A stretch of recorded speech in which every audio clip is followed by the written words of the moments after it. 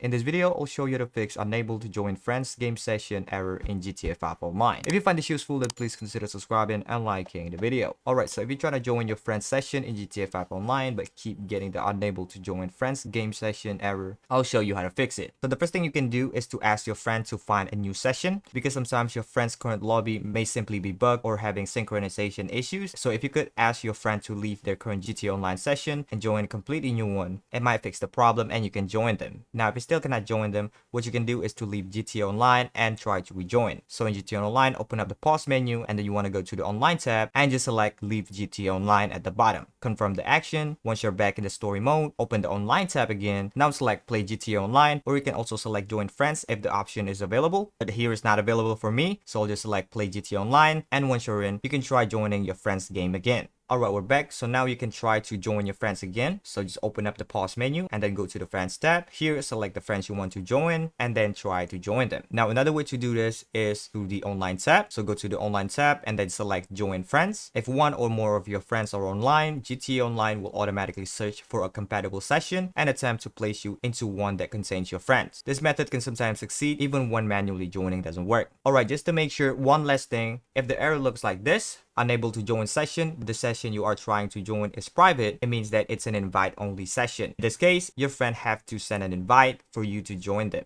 That's all for this video. If you find this useful, then please consider subscribing and liking the video.